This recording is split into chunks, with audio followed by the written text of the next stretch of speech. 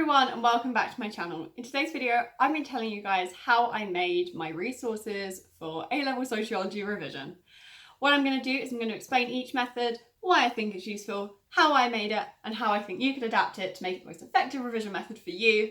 But little disclaimer at the beginning, everyone revises differently, so what I do may not work for you. You just got to experiment, try a few things out, and if anything does help you revise particularly well, try and stick to that method, but do also vary it with other things.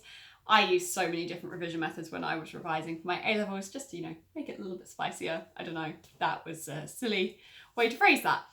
Anyway, to begin with, I have my top trump cards, which I've had a few questions about since my last video, how I revised for A-Level Sociology.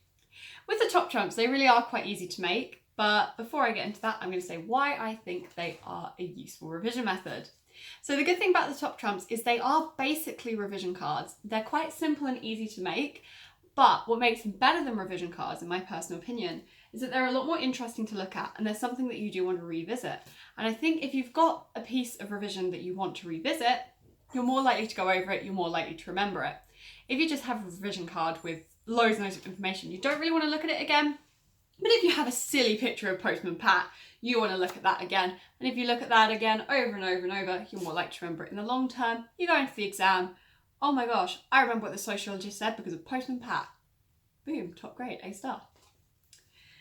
What you need to bear in mind when you're making these, which is something looking back on it now I've finished my A-levels, probably wasn't the best, is you've got to make sure you actually have information on here. At the end of the day, a drawing of Postman Pat isn't going to help you much. But what I do have here is I have a summary of his ideas, and on the back I have the strengths and weaknesses as in the evaluation, as well as what they're effective against and the overall strength of argument. The overall strength of argument is partly subjective and whether or not you agree with what the sociologist says. So this would vary from your top trumps to mine. It's just really a personal thing. Because I think with A-Level Sociology, a lot of the time you want to have reached your judgment before you get into the exam. For example, I know personally I don't like the new right view of the family. The Marxist view of the family I do like, so whenever I'm writing an essay, I'm always going to argue that I think the Marxist view is convincing, no matter what the question is. I think reaching your judgment beforehand is always good because it really can help you plan out your argument when you get into the exam, saves you a bit of time, you don't have to sit there and weigh everything up then, if you've already got sort of a set idea of what you're going to argue. If your argument changes, just make sure that your introduction, your conclusion, and your essay points do match that. But anyway, how do I make these little top trumps? So really it's quite simple. I just used a revision card, some square paper and some pens. What I did is I cut out a bit of a revision card just to make them a little bit more durable. It's not just a piece of paper. And then I went on the square paper and I measured it out 20 down, 10 along. And while it was still attached to the paper, I didn't put it onto a revision card at first. I drew a picture that would remind me of the sociologist. So Postman, we have Postman Pat. Aries, we have Aries. Although some of them I did just draw a picture of the sociologist himself. Sue Sharp has got a picture of Sue Sharp. And Murray over here somewhere just has a picture of Murray. But you could do something that reminds you of them or their idea as well. For example, with Fletcher, I just drew a picture of what I thought would best symbolise his ideas. Beneath that, I wrote a summary of their ideas. So if I can find Postman, I've written a brief summary. Childhood is vanishing in a postmodern society because of technology, except the way I've written it is a lot more condensed. And I said this is because of the internet. And I wrote an example saying about Daniel Cohn, back when I made these, was a bit more relevant. Including an example on these is quite useful as well. So on here I said the specific example of why Wilmot and Young's argument's weak, because 72% of men is quite a vague statistic and it's not really necessarily strong, which then strengthens Oakley's argument because of Wilmot and Young's weakness. Anyway, with Postman, on the back, I wrote, again, still on the paper, I didn't cut these out till after, the strengths, the weaknesses, the overall effectiveness, and what arguments they can be used to evaluate. So for the strengths, I've said it's supported by YouTube and social media, so it's supported by 802 evidence. And a weakness being, we still sell children's clothing activities. And I also said about Aries' argument as an evaluation. So Aries' argument was childhood being a recent invention but then the evaluation of him is that he used paintings, his methodology is not very strong, so really it's weighing up against who is, you know, most effective, in which case you can actually use both of these to evaluate each other. You can say, however, well, Aries says this, Potent says this. So writing who they're effective against is a really good way to get that link, make sure your essay flows. And I put the overall strength as 6 out of 10 because I'm not necessarily sure his argument's the best, but I don't think it's a bad argument. And then what I did is I cut out the paper, stuck it to the revision card, and it was all good to go. I made multiple of those and I would recommend making a whole set. The only way I would build on it is maybe turn it more into a game you could play, potentially with other people. Mine's not necessarily a game, it's more of just a silly way to look at them and remember them. And I'd also recommend making the information a bit clearer.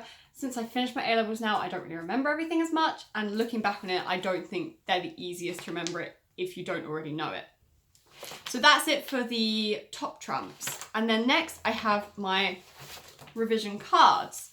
So with revision cards, what I usually do is I would write something like a concept on the front. So here I've got clipped wing, and then on the back I'd have the information. So I've got kippers and then some statistics, and just writing it like that in a way that you can get someone else to quiz you. So someone could be like, what does Alan say? And then on the back, no natural unity in reconstituted families. They don't accept the step parent. 1 in 10 families are reconstituted, and less of a concept of loyalty. So essentially, concept on the front, information on the back, turn it into something you can quiz.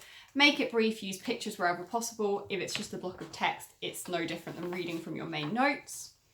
Something my teacher liked to do was give us little word searches. So what you could do is go on a website where you make word searches and put in key concepts related to the overall narrative.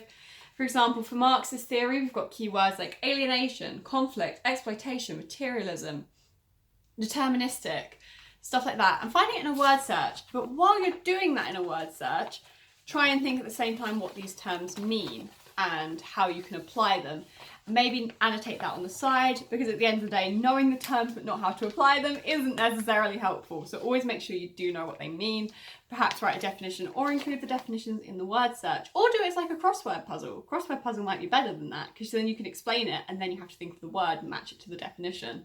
And it's quite fun. And I think, again, if a revision method is fun, you're more likely to revisit it, you're more likely to remember it.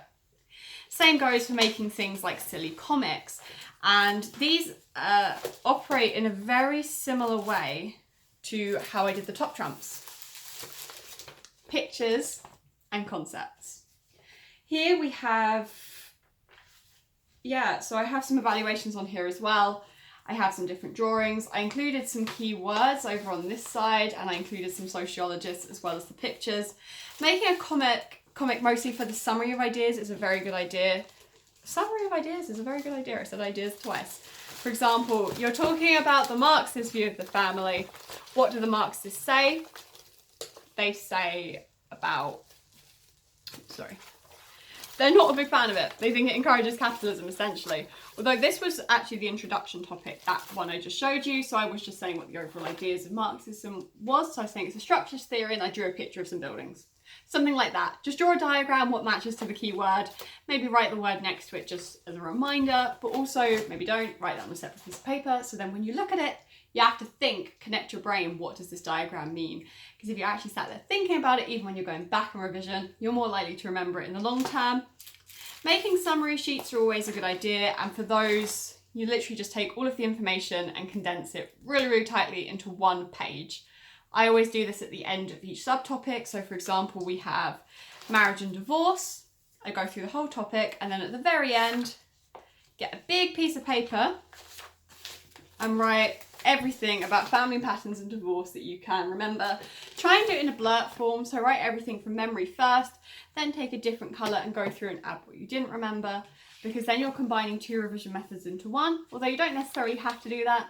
The reason that I think the summary sheets are really helpful is that if you don't want to go back through and look at all of your notes over and over again, you can just look at the summary sheet. You've already got everything you need, essentially. But it's always good to revisit the main notes every now and then, because sometimes you might miss things out of the summary, or you might not have summarised it correctly, and you don't want to really be revising the wrong information, which is why I'd recommend combining blurts, summary sheets, revision cards, and reading over your main notes whilst doing blurts to correct your information after that.